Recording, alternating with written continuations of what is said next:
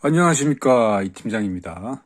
해외 목조주택 비교 시리즈 이번 편은 콘크리트 기초공사입니다. 제가 기초 자료 조사하면서 살펴보니까 한 편으로 구성하기에는 다룰 것도 많기도 하고요.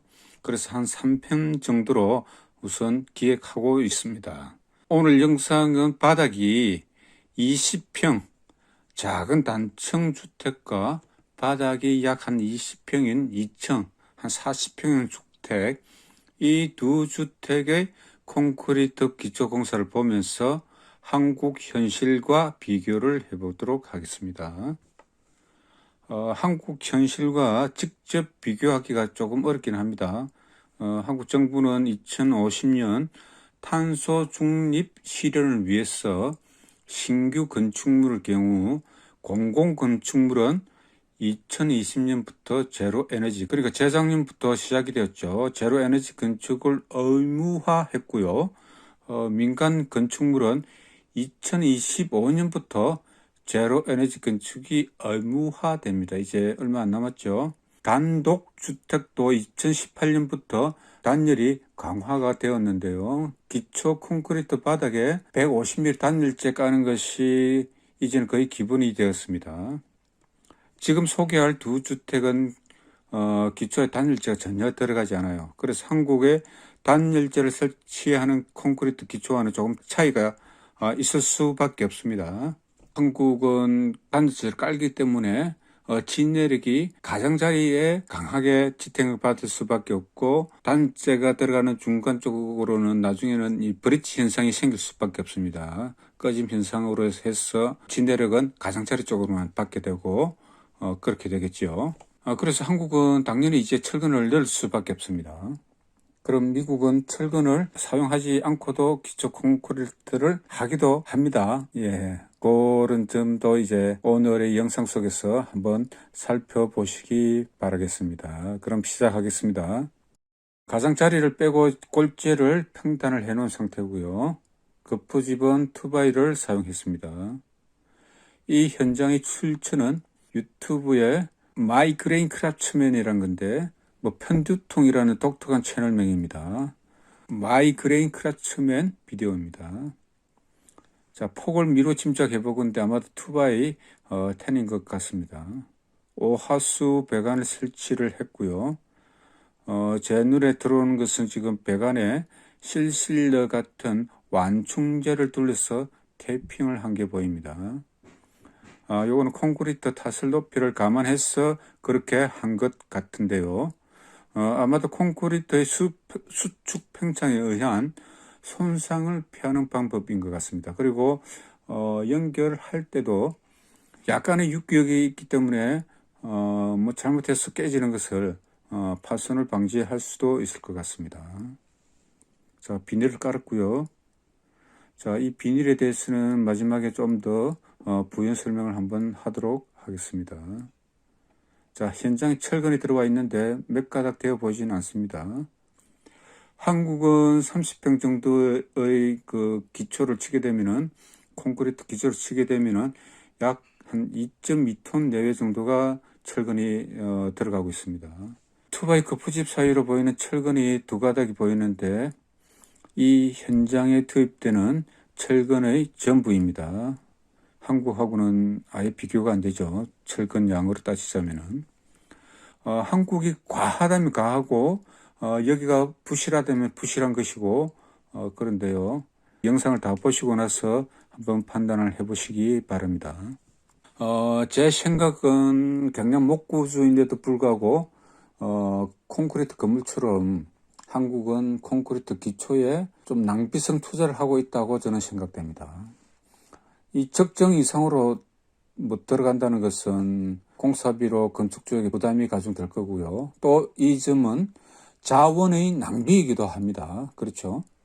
자, 콘크리트 두께는 150mm 정도 내외로 보입니다.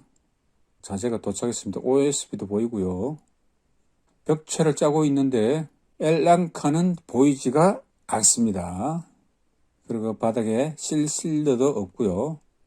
제가 이번 영상을 만들면서 자료 서칭을 많이 해봤는데요. 벽체 바텀 플레이트 하나로 하부 플레이트가 전부이기도 한 현장들이 많이 있었습니다. 뭐 우리처럼 머드실 캐핑, 그 다음에 벽체 바텀 플레이트에서 기본 석단이 들어가는 게 거의 정리화되어 버렸죠. 그런데 미국은 방부목 벽체의 바텀 플레이트 하나나 2개 정도로 대부분 끝납니다. 자, 머드실의 실실내를 또 부착하기도 하고 부착하지도 않은 현장들이 있습니다. 자, 참고로 실실내는 콘크리트와 머드실, 실 플레이트 사이의 모세관 브레이크 역할을 합니다.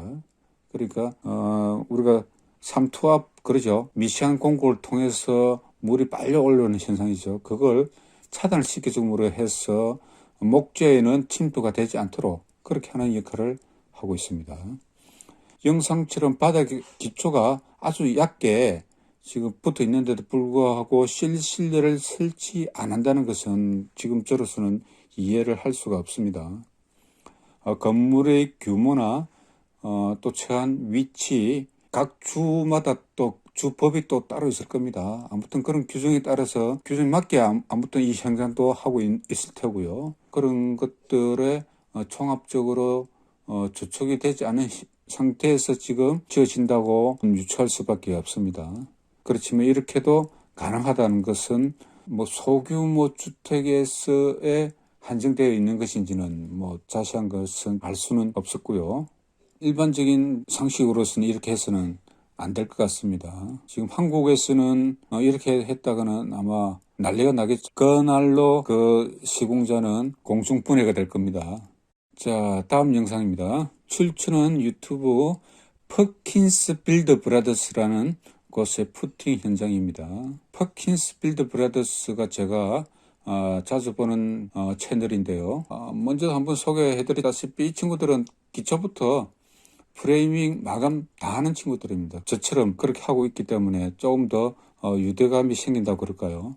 근데 이 친구들은 오늘 영상에서도 뒤에 확인 가능하겠지만은 블록을 조수까지도 또 직접 처리를 하고 있더라고요. 미국 같은 경우는 대규모 타운 현장이라든지 그리고 큰 규모의 회사라고 그렇다면은 아주 세부적으로 나눠집니다. 창을 설치하는 사람은 창만 설치를 하고 그리고 기초공사하는 사람은 기초공사 또 더 나눠서 내부 인테리어도 하바퀴만 전문적으로 하는 사람은 하바퀴만 전문적으로 하기도 하고 아주 세부적으로 이렇게 기술자들이 나누지고 그 파트만을 자기 전공으로 해서 작업을 진행하는데 지금 퍼킨스 빌드 브라더스는 전체 공정 그리고 조수까지도 하는 거 보면 아주 놀랍습니다.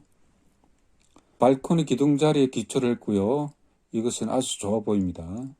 톱하기 자리에 철근 역시나 2가닥입니다. 그리고 조적을 할 곳에 철근을 세웠고요. 발코니의 기초 자리에 이렇게 크게 톱하기를 하고 기초를 푸팅을 하고 있는 것은 아주 좋아 보입니다. 한국은 보통 기초석이라고 기성 제품을 주로 사용하고 마는데 이건 정말 좋아 보입니다. 지대가 높은 곳 나중에 대목이 되는 곳은 여기서는 조적으로 처리를 하고 있습니다. 조적벽으로 처리를 해서 뒤에 방수칠을 해서 대목을 하는 그런 현장입니다. 조적하는 곳에는 이렇게 철근을 뽑아 올려놓은 상태고요.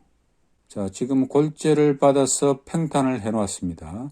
자, 빨간 라카 스프레이 표시가 보이죠? 저거는 철근을 박아서 레벨을 잡아 놓은 지점입니다. 그래서 중간 지점은 뭐 한국도 마찬가지로 저렇게 알 수 있게끔 높이를 잡아 놓습니다.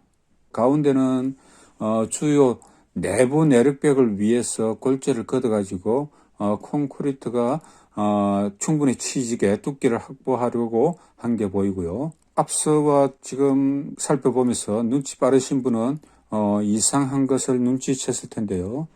콘크리트에 골재가 자갈이 없습니다. 골재는 뭐 모래밖에 지금 안 들어간 상태로 보이는데요. 골재 모래는 입자가 아주 굵다는 것이 좀 보이기도 합니다. 그래서 펌프칸 없고요. 방통의 짤순이 같은 그런 작은 기계로 지금 몰타를 타설을 하고 있습니다. 자, 조적 구멍에도 몰타를 채워 넣고요. 이제 바닥에도 치고 있습니다.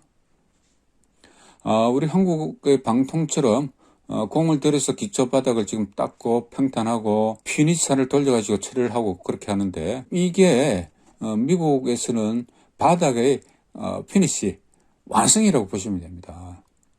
그래서 여기에 거실이나 방이 위치하는 곳에서는 때에 따라서 투습 처리를 하고 바로 카펫을 깔아가지고 제공 마감이 끝나는 것이죠. 그렇기 때문에 평화를 이렇게 공을 들이는 것은 뭐 당연합니다.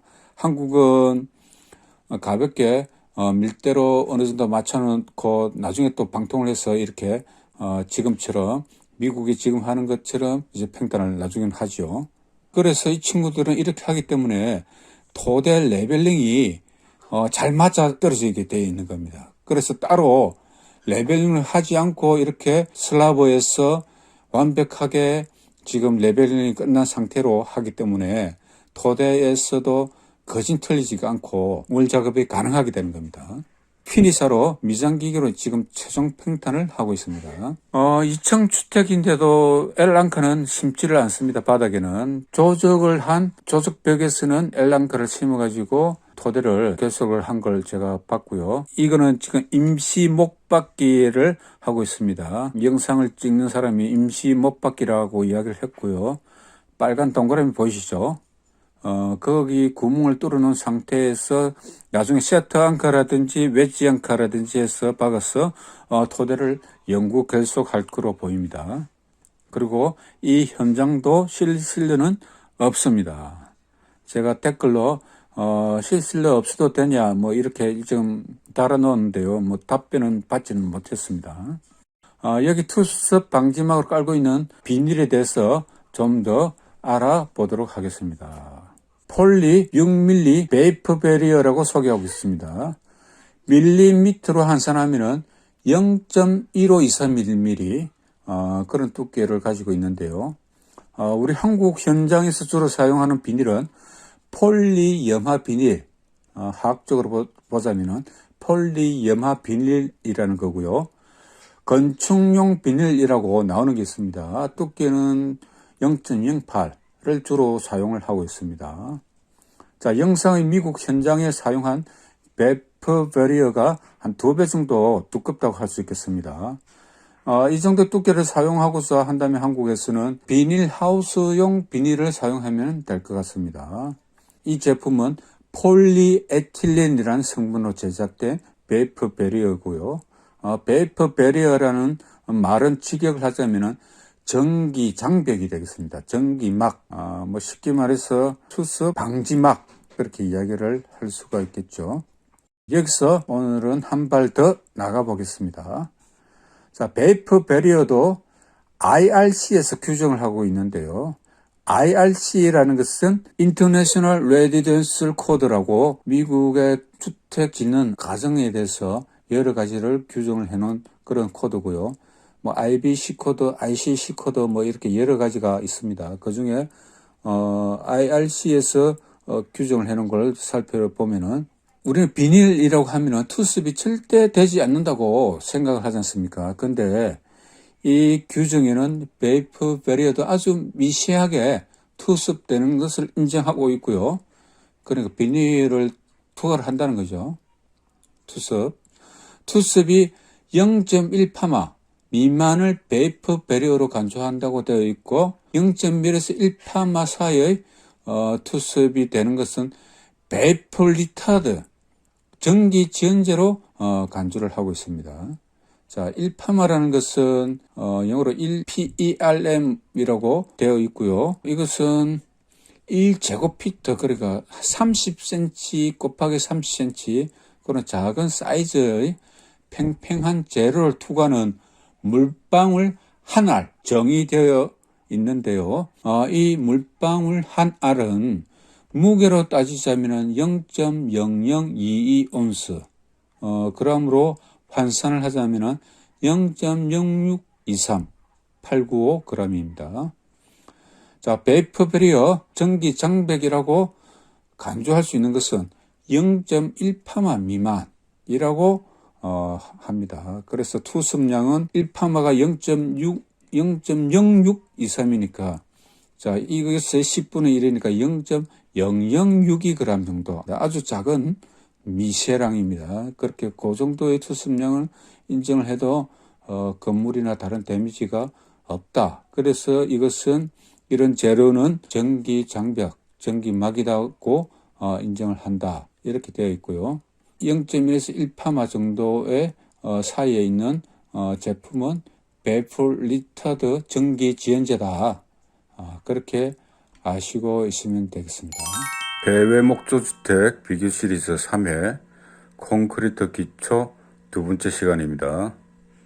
저번 콘크리트 기초 첫 번째 시간에서 소형 주택에서 간략히 매트 기초하는 방식을 살펴봤습니다.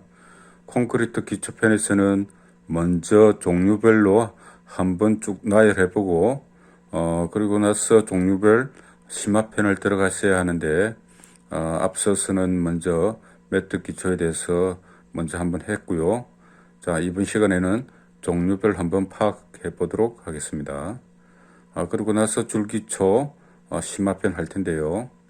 줄기초는 블록, 콘크리트, ICF 이렇게 나눠질 것 같고요.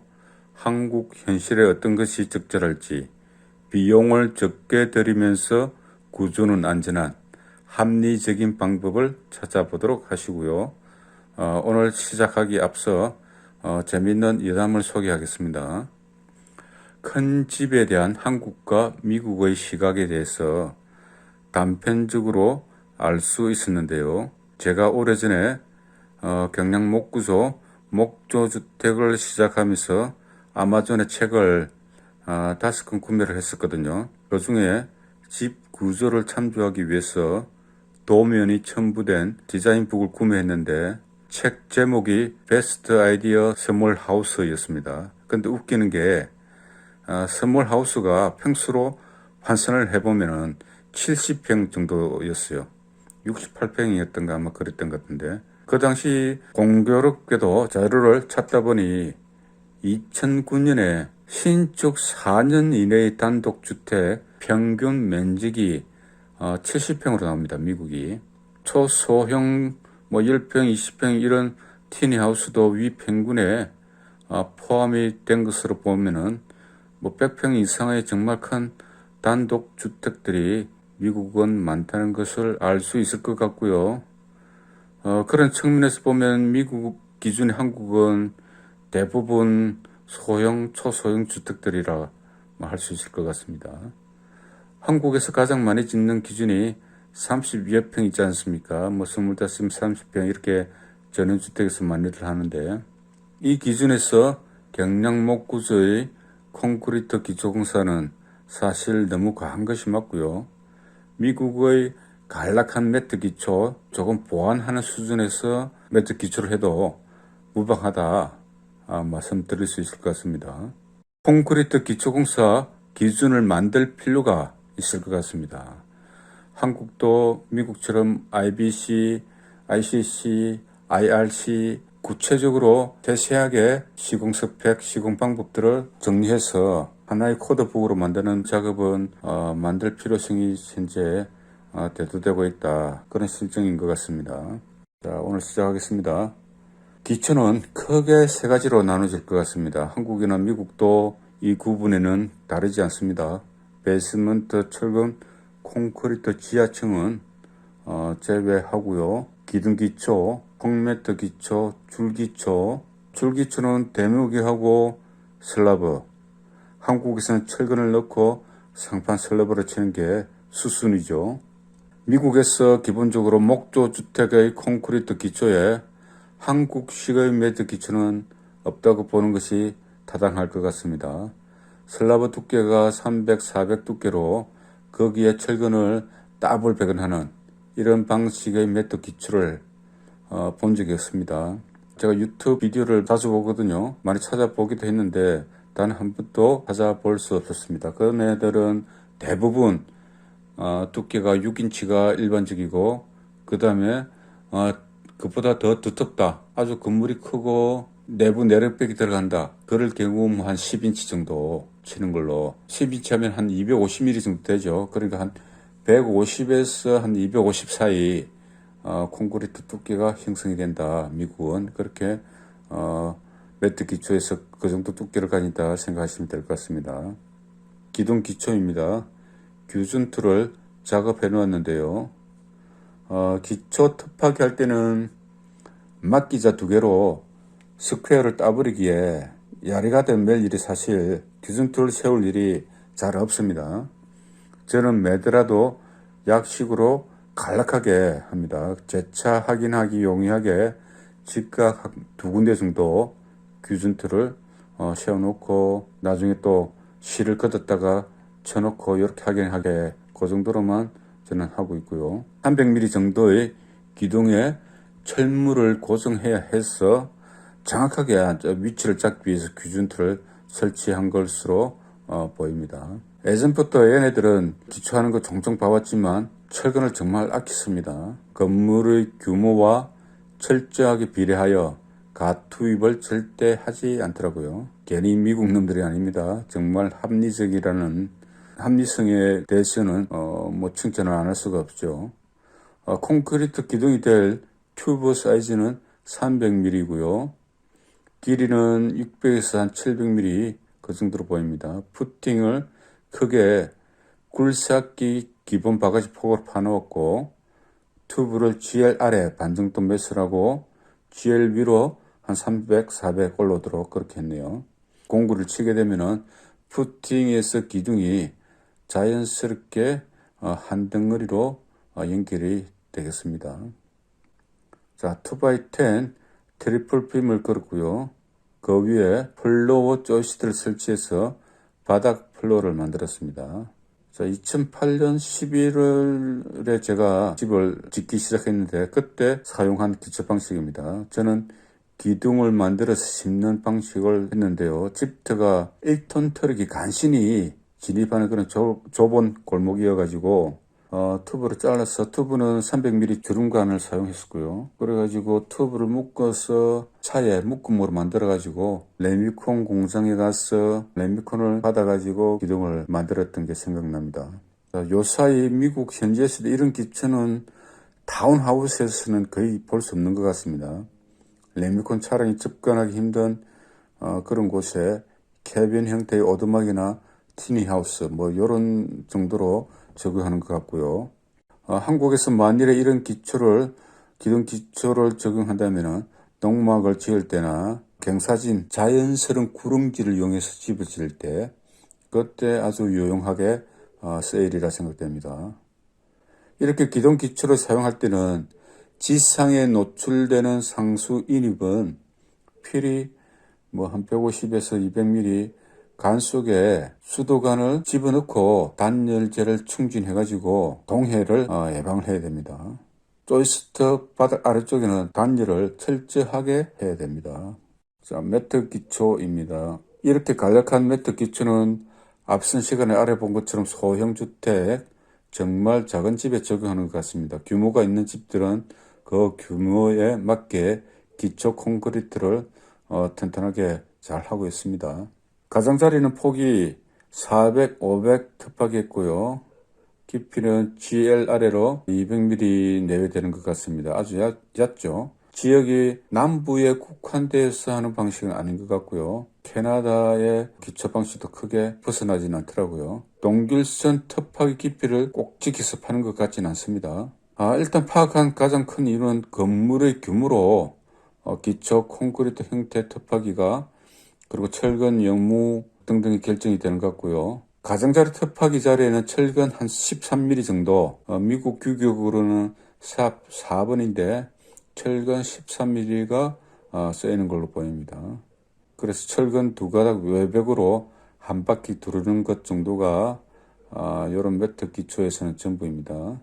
가운데 철근을 넣는 경우도 있고 안 넣는 경우도 있고 한데 넣을 때는 보통 간격이 한 600 간격으로 덤성하게 넣고 있고요.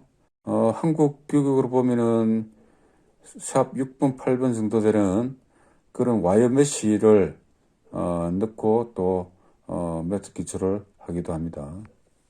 줄기초입니다. 줄기초는 3가지 방식이 보입니다. 블록 조직조 콘크리트 ICF. ICF가 무엇인지 궁금하실 것 같은데요. ICF란 인슐레이티드 콘크리트 폼 약자이고요. 폼 플랭크와 지지하는 구조물로 구성되어 있는데 일체형 단열재 거푸집이라고 쉽게 우리말로 풀이할 수 있겠습니다. 푸팅용으로 사이 간격이 넓은 것, 줄기초용, 또 조립 형태에 따라서 고정형, 조립형, 부피가 커지니까 운반 시에 접었다가 펼쳐서 사용하는 그런 가변형 등 그렇게 세 가지 종류가 되겠고요. 한국 신장에도 이것을 활용하는 곳이 있기는 하던데 줄기초와 매트를 한 번에 타설할 수 있는 방법인 것 같습니다. 자, 시멘트 블록은 한국 사람은 잘 인식하지 못하는 지점인데요. 미국은 기초에서 블록 조속조가 정말 흔합니다. 목조주택 짓는데 블록 브로크가 웬 말인가 뭐 할 수가 있는데요. 이렇게 물음표가 생길 텐데 그만큼 구체가 가볍기 때문에 지내력으로 인한 침하가 없다는 반증입니다. 블록 조절을 하기 위해서는 반드시라고 할 정도로 푸팅을 다 하고 있는 것 같고요. 그렇지만 뭐 철근은 두 가닥, 네 가닥 이렇게 많이 넣지는 않더라고요. 블록 조숙조라 그러면 우리 형님들은 시골 사실 때 시골에서 뭐 유년 시절을 겪으신 분들은 사실 브로커 집이라고 했지 않습니까? 그죠? 블록 집들이 추운 집의 대명사였었죠. 거미가 있고 무너지고 그런 블록담도 너무 많이 봐왔기 때문에 콘크리트 블록에 대한 인식이 좋지 못할 수밖에 없습니다. 하지만 비용이 정말 작게 들어갑니다. 블록 조직이. 조직을 하더라도 미국은 그 사이를 몰타를 타설해서 100%다 충진을 합니다. 그리고 블록 두 개에 하나 정도 뭐 철근을 심기도 하고 이게 블록 높이에 따라서 철근 심는 간격이 달라집니다. 요런 것도 정확하게 뭐 정리를 해놓고 있습니다. 코드에. 자, 대명 위하는 옹벽으로 조직을 하기도 하니까 뭐 이런 방식으로 조직하는 콘크리트 블록의 안정성은 믿을 수도 된다고 하겠습니다. 그래서 조직조 위에 목조주택을 세우는 것이 미국에서는 보편적이다. 그렇습니다. 줄기초에 대해 좀 더 심도 있는 영상은 다음 기초 공사편에서 다루도록 하겠습니다. 줄기초 방식 중 콘크리트는 한국에서도 자주 하는 방식이죠. 몇 이상, 그러니까 1m 이상의 높은 기초에서 콘크리트 옹벽을 만들고 대매우기 하고 슬랍을 치는 그런 수순의 전형적인 높은 기초 방식이죠. 미국도 다르지 않습니다. 근데 대부분 미국은 베이스먼트 지하층을 사용하기 위한 방편으로 또 크롤 스페이스를 활용하는 용도로 그렇게 콘크리트 줄기초를 많이 사용하고요. 우리처럼 집을 높이 짓기 위해서 그렇게는 잘 안 합니다. 그것들 증서 그렇게 높이 올려 지으려고 안 하기 때문이죠. 단순히 집을 높이 안 지으려고 기초를 높게 줄기초를 선택하는 것은 드문 경우일 것 같습니다. 안녕하십니까, 이 팀장입니다. 제가 장문에 이 메일을 받았습니다. 제목은 뭐 이 팀장님 항상 열심히 응원하는 구독자라면서 메일이 왔는데요. 저는 몇 년 전 지인의 소개로 2018년에 목조 주택을 매매하게 되었다. 구매를 했다고 합니다. 그 집에 세입자분을 받았는데 몇 달 지내시다 안방 바닥이 가라앉는다는 그런 이야기를 하셔가지고 건축하신 분께 연락을 해서 수리를 진행을 했다. 수리를 했다고 합니다. 그때는 그냥 가라앉는 바닥을 뜯어내고 그 안에 시멘트를 채우는 방식으로 공사를 하신 걸로 알고 있고, 그리고 몇 달이 지나지 않아서 이번에는 현관 마당과 데크 수리를 해달라는 세입자 말에 또 돈을 보내서 보수를 해주었다고 합니다. 최근에 또 사태가 심각한 것 같아가지고 집에 직접 방문을 했는데 안방 바닥은 완전히 꺼져 있고 거실은 기울어져 싱크대가 뜨고 1층 화장실은 물이 내려가지 않아서 사용할 수 없을 정도의 상태가 되어버렸다. 뭐 이렇게 하소연하고 있습니다. 그래서 이 건축업자가 집을 한 4채 정도 지었는데 4채 정도가 다 이렇게 부실 실공이었답니다. 그래서 제가 볼 때는 기초공사가 제대로 성토하고 다짐이 되지 않는 상태에서 기초공사가 아주 부실했다고 미루어 짐작이 됩니다. 이렇게 부실 시공 관련해서 그리고 건축 관련한 분쟁 이런 메일을 뭐 종종 받고는 합니다. 그야말로 진짜 방이 꺼져가지고 이렇게 하소연을 한 메일을 받다 보니 마음이 참 참담하기도 합니다. 제가 앞선 영상에서 기초공사가 너무 오버스펙이라고 말씀드리는 가운데 이런 부실 시공 건축업자도 있음을 구독자 여러분은 명심하시고 우리 건축주들께서는 청산유수 말솜씨를 항상 조심하셔야 합니다. 여러 상황에 대해서 설명드리는 사람과 아무 문제 없다는 자신 있는 믿음을 주는 사람, 선택은 후자일 경우가 많고 부실 시공도 후자에서 주로 일어납니다.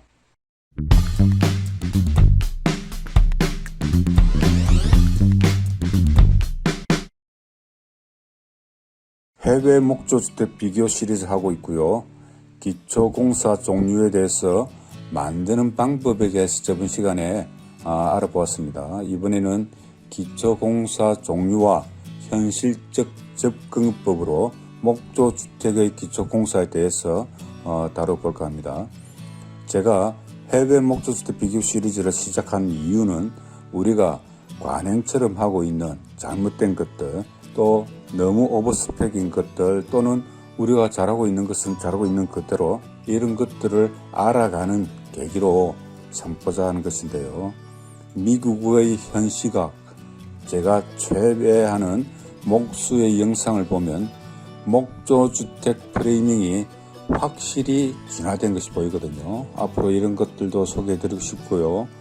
목자재도 많이 올랐고 포털에 목조주택 검색하면 나오는 메이저 회사의 건축비는 평당 650 아래가 잘 없는 것 같습니다. 그래서 합리적인 공사를 해서 좀 더 아낄 수 있는 부분은 좀 건축비를 아껴보자, 이런 의미도 크고요. 기초공사 종류를 심도 있게 살펴보면서 한국의 정서와 현실은 어떤지, 적용 가능한지 알아보도록 하겠습니다. 4가지 타입의 주택 기초공사. 1번 베이스먼트 파운데이션, 지하실 기초. 완전한 지하실 기초는 바닥 공간이 상부 주택 바닥의 대부분 또는 전체와 일치하는 지하 생활 공간을 말합니다. 최소 8피트, 그러니까 2400mm 깊이로 시작됩니다. 지하실의 둘레를 이어지는 콘크리트 기초에는 구조적 기초벽을 배치합니다. 상부 목조주택이 2x6라면 250mm 두께가 적절합니다.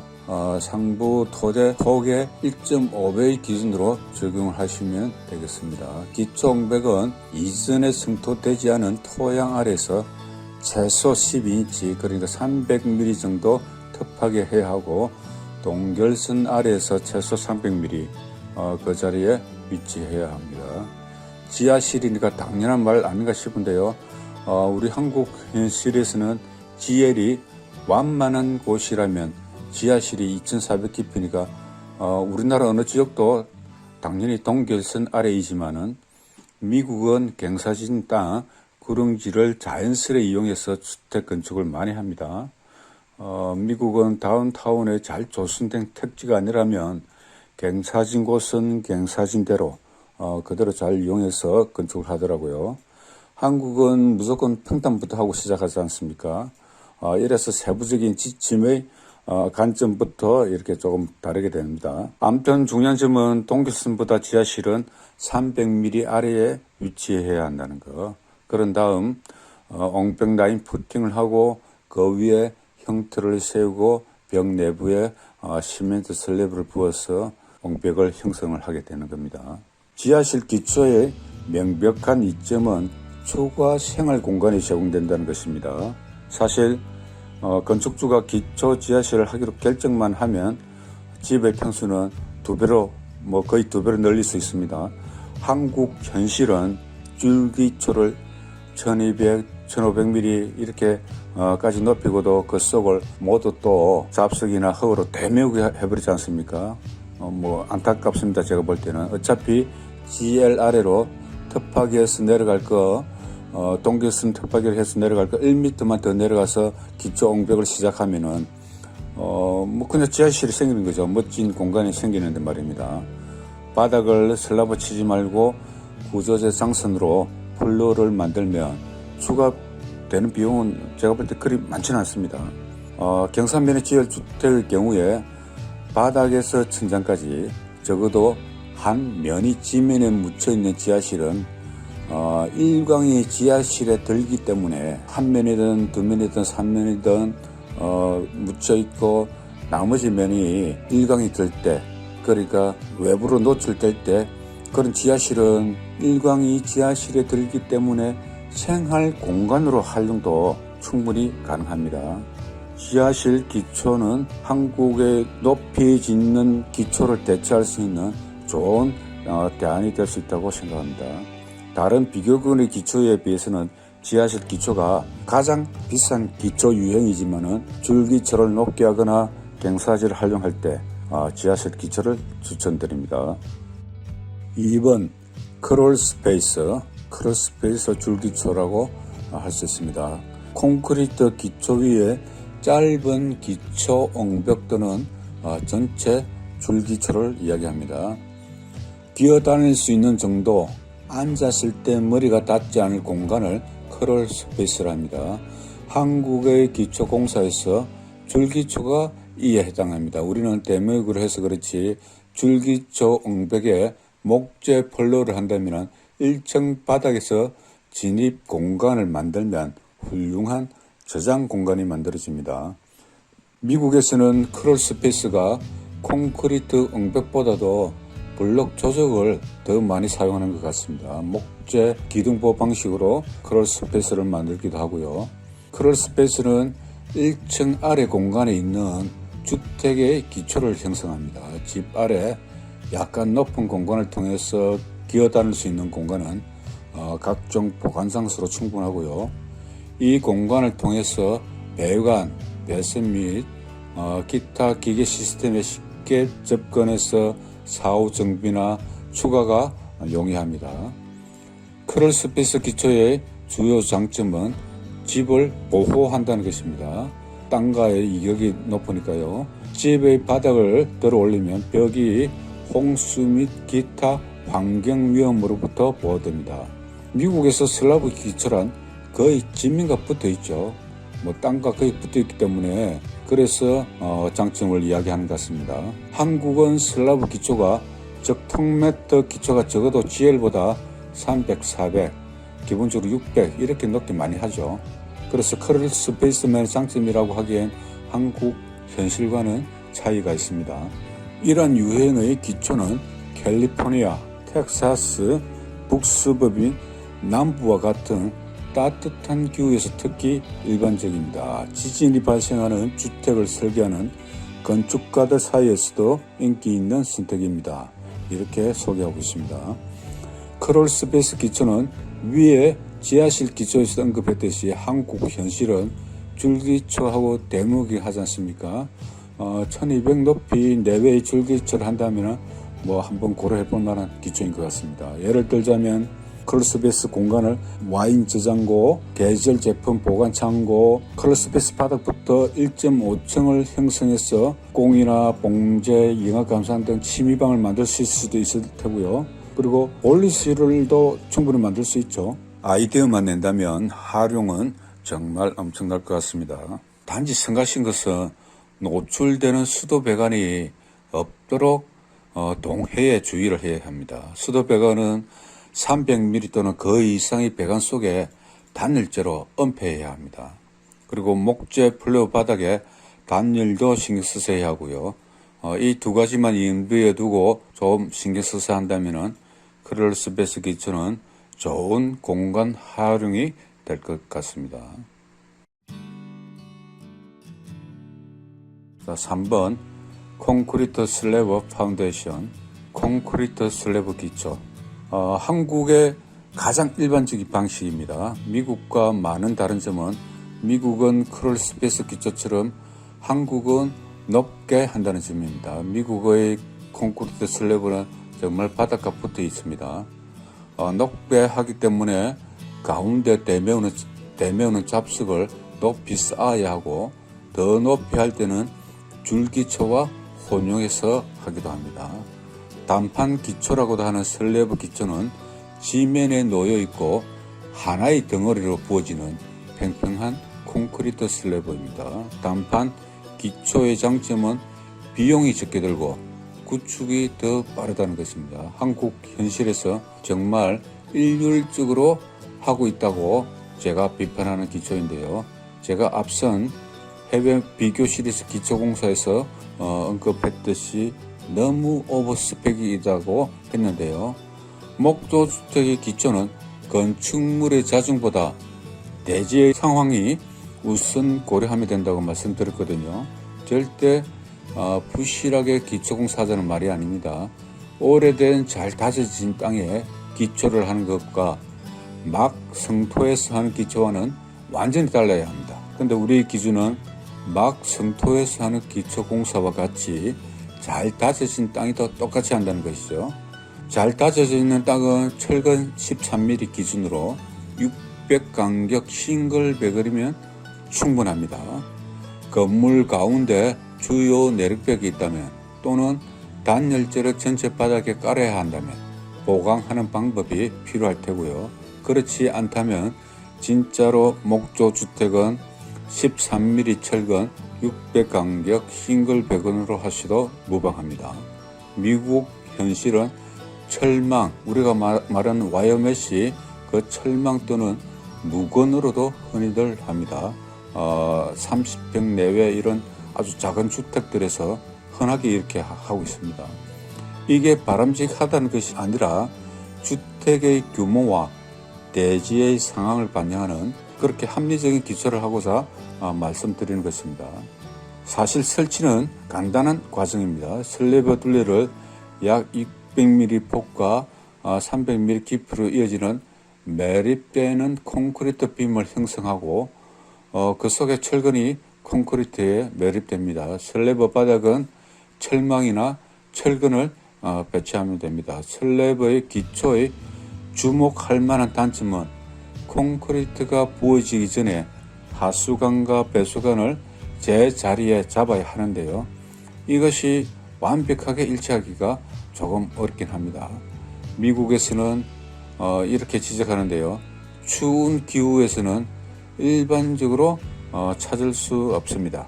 땅이 얼고 녹으면서 콘크리트에 균열이 생기고 움직일 수 있습니다.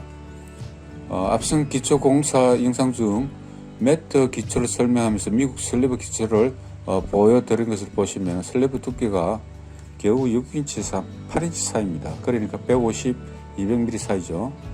거기다 무건이나 철망 정도이니까 균열을 단점으로 지적하고 있다고 생각하고 있습니다.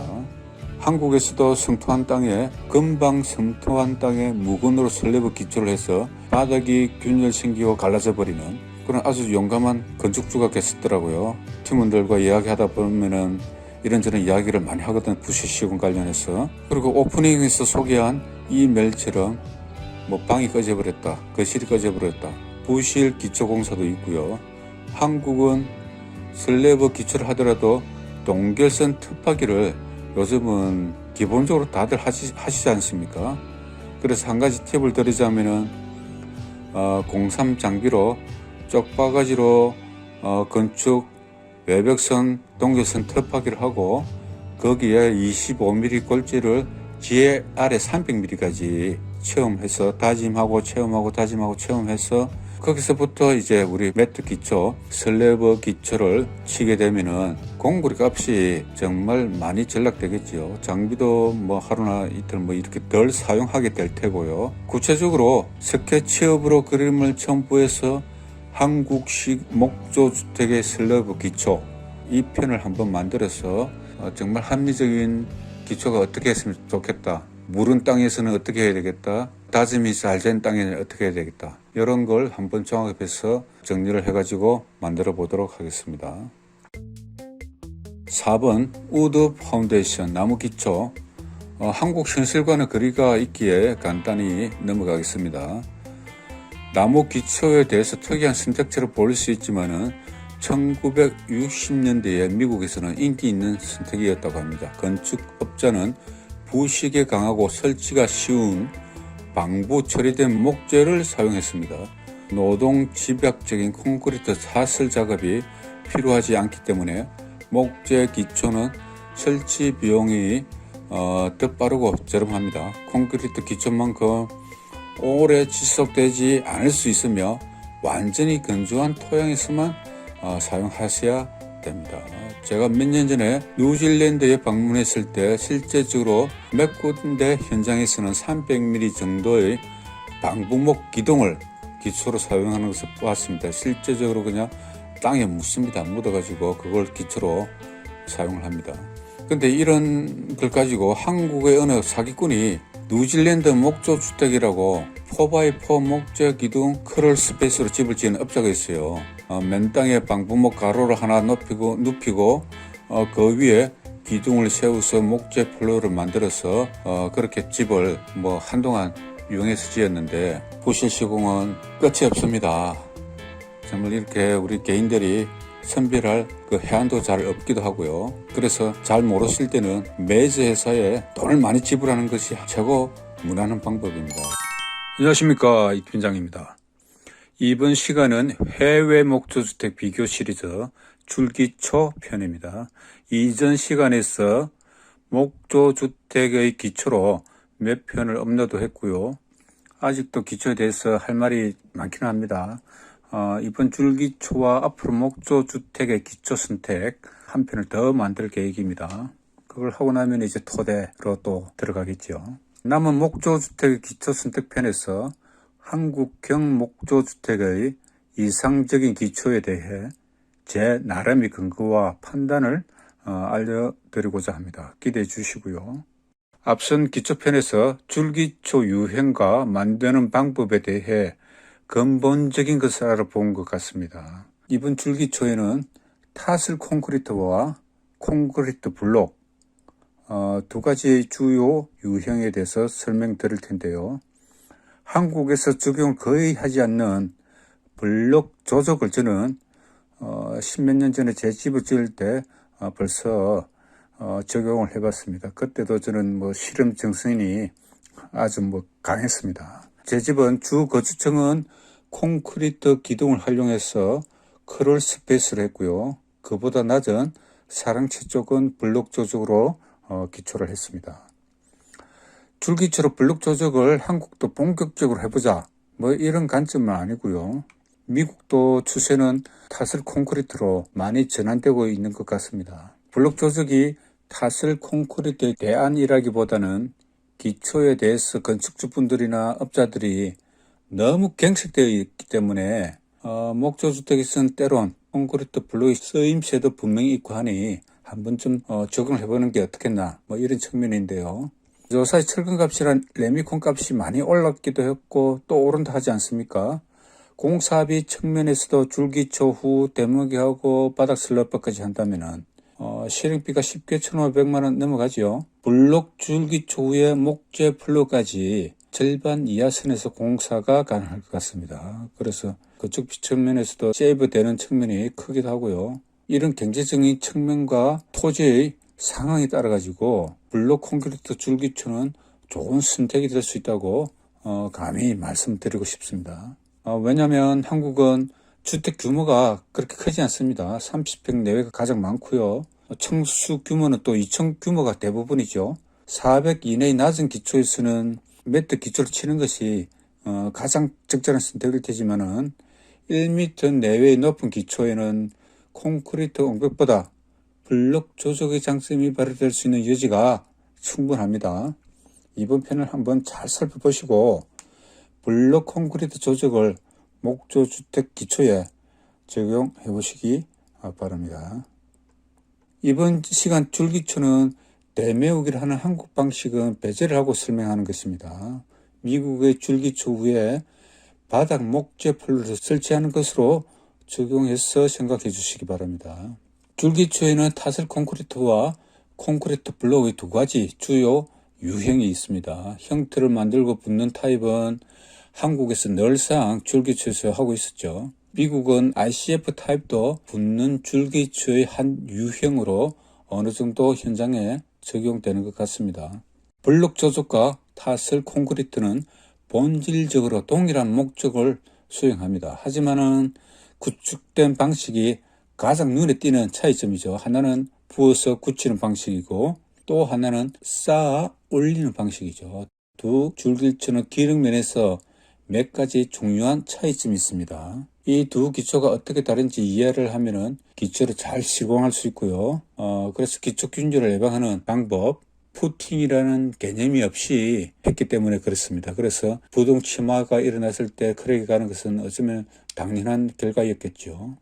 타설 콘크리트 줄기초. 타설된 콘크리트 벽은 접합부가 없고 콘크리트 블록 기초벽보다 훨씬 밀도가 높습니다. 그래서 내구성이 뛰어나고 블록 조직벽보다 더 높은 굽힘 및 압축 강도를 제공합니다. 두 번째로 볼 것은 설계 유연성이죠. 타설로 콘크리트 벽은 건축 업자에게 더 많은 설계 유연성을 제공합니다. 기초 유형에 관계없이 거푸집으로 형태를 만들면 액체 형태로 흘러 들어가서 어떤 모형과 디자인으로도 형성이 가능하죠.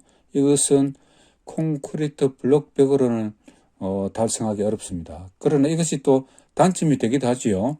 거푸집이 부실했을 때는 벽가 부풀어서 하수리를 해야 할 때도 있고 또 많이 잘못했을 때는 터질 때도 있죠. 일반적으로 줄기초, 우리 한국의 상식에서 줄기초라면 GL 위에 지상으로 올라온 그 부분을 생각하게 되는데요. 미국은 베이스먼트, 지하실을 블록 조직으로 많이 하기에 대매기 후에 진열력과 수압을 기본적으로 생각하게 되는 것 같습니다.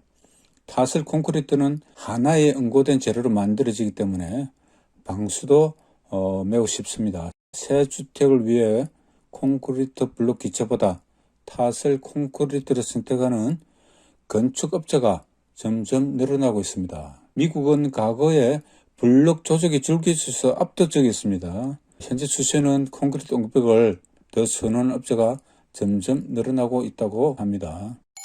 콘크리트 블록 기초, 명칭을 좀 더 정리하자면 우리가 알고 있는 콘크리트 블록은 구멍이 나 있는 형태인데요. 이런 블록은 실린더 블록이라고 합니다.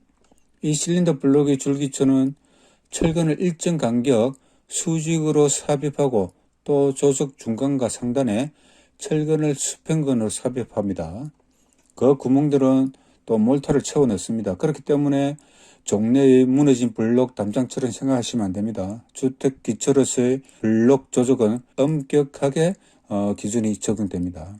미국은 대목이 하는 높이 2,400에서도 블록 조적을 적용하고 있습니다. 타설 콘크리트 옹벽과 비교해서 외압에 대한 저항력이 약할 뿐이지, 그리고 이 점도 베이스먼트 지하 옹벽으로 조적을 사용하지 않는 한국 현실에서는 그다지 단점이 되지도 않을 것 같습니다. 단순 지상 줄기초에서 말이죠.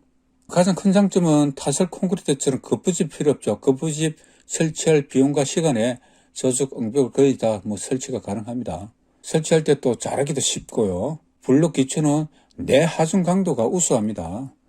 그래서 목조주택 기초로서 블록 조적은 반드시 푸팅이 필요하고 푸팅으로부터 수직근을 배건해서 조적의 단점인 자구를 방지하셔야 합니다. 블록 조적의 중요한 지점인 푸팅에 대해서 좀 더 알아보겠습니다. 이후 설명에 나오는 기초는 푸팅 기초를 지칭함을 알려드립니다. 집의 크기와 유형 및 토양의 지지력에 따라 건장 기초 크기를 정할 수 있습니다. 약한 토양이 무거운 집은 폭이 2피트 약 600mm 이상의 푸팅 기초가 필요합니다. 그러나 가장 강한 토양이 있는 가장 가벼운 건물은 7인치 또는 8인치, 즉 한 200mm 내외만큼 좁은 기초도 가능하다, 이렇게 설명하는데요. 제가 여러 차례 설명을 했다시피 주택의 토양에 대해서 먼저 파악하는 게 중요하죠. 금방 생토한 땅과 오랜 시간 묵혀 있어가지고 다져져 있는 그런 땅은 기초를 달리 할 필요가 있습니다. 주택 기초로서의 블록은 8인치가 일반적이고 블록의 규격은 높이, 두께, 길이가 190에 190에 390입니다. 자, 표를 보면서 조금 더 자세히 알아보겠습니다. 건축 자재의 무게와 지붕과 바닥의 할하중 및 고정 하중을 가정한 것입니다. 기초 아래 토양의 허용, 지지력은 구조물에 가해지는 하중과 같아야 합니다. 표를 읽어보면 2500 PSF의 지지력이 있는 토양의 2층 목조주택 아래에서 12인치 폭의 기초를 요구하는 코드를 볼 수 있습니다. 또 다른 표를 참고해 보겠습니다. 우리가 선택할 부팅 타입은 L형이나 T 형태이고요. 자, 1200mm 정도의 줄기초를 친다고 가정한다면은 목재 플러그 높이까지 있으니까 첫 번째 칸 높이 3피트 6인치에 해당하는 T타입에 대한 스펙을 한번 보겠습니다. 폭은 14인치, 지면에서 10인치 아래 더 형성이 되어야 되고 두께는 6인치입니다. 미리로 보면 GL보다 300mm 아래에서 폭은 400mm, 두께는 160mm 정도면 충분합니다. 철근은 보면은 샵 4번이 13mm라고 보시면 됩니다. 13mm 4피트 간격으로 세워야 하고요. 수직근을 잡는 철근, 그리고 바닥 수평근은 한 가닥이면 된다고 지금 나와 있습니다. 제가 권장하고 싶은 거는 한 3가닥 정도로 수직근 T 형태의 양쪽과 중간, 그렇게 3가닥 정도를 좀 더 튼튼해질 거라 생각됩니다. 목조 주택의 기초 선택편에서 동결선에 가는 것, 낮은 기초에 대해서 또는 높은 기초에 관해서 각각 합리적인 기초의 방법을 확실하게 제시해 드리도록 하겠습니다. 오늘 영상은 여기까지고요. 다음 시간에 또 다른 영상으로 찾아뵙겠습니다. 감사합니다.